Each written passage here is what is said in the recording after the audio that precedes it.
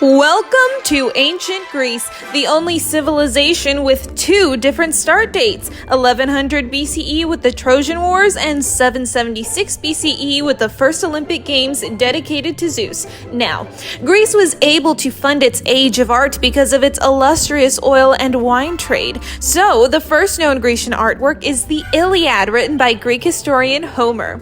The Homeric age ushered in the switch from abstract art to realism.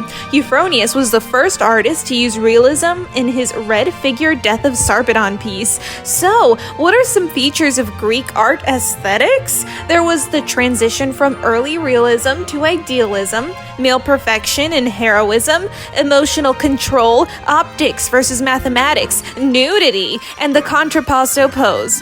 There was archaic art, early classical art with a more realistic pose, and classical art. Now, onto one of the most influential artworks in history, Spear Bearer by Polykleitos.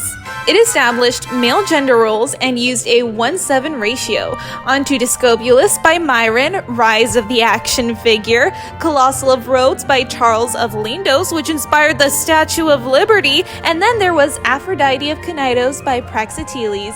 She had a 1/8 ratio and a 0.7-0.8 waist ratio. She represents the perfect woman, but remember, the spear bearer represents Greek culture as a whole because men are better, at least according to the Greeks. There was also Venus of Milo and Nike, goddess of victory. And then we're on to the Hellenistic period under Alexander the Great, filled with expressionism. A great example, Laocoon and his sons. Next, Greek architecture. The Parthenon was the first building dedicated to democracy, inspiring the Lincoln Memorial and the Pentagon. It was also dedicated to the goddess Athena, with a giant ivory statue of her found inside. Thanks, Phidias. Phidias also made another ivory sculpture, Zeus at Olympia. The Parthenon had Doric columns on the outside representing men and military power, and Ionic columns on the inside representing women. The Parthenon also has optical illusions because the Greeks valued optical perfection rather than mathematical perfection, kinda like Disney. Onto the EPIDAUROS theater, designed by Polykleitos the Younger, dedicated to the gods Zeus, Apollo, and Dionysius.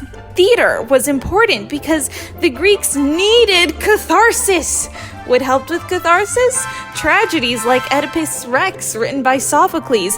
Nothing makes you cry more than a solid fate versus free will debate. Lastly, here's a quick 7 wonders of the world list made by the Greeks. First, Colossus of Rhodes. Second, Great Pyramid of Giza, the Hanging Gardens of Babylon, Statue of Zeus at Olympia, Temple of Artemis at Ephesus, the Mausoleum at Halicarnassus, and the Lighthouse of Alexandria. Whoa. Only the pyramids are still standing, though. That's sad. Hope you enjoyed!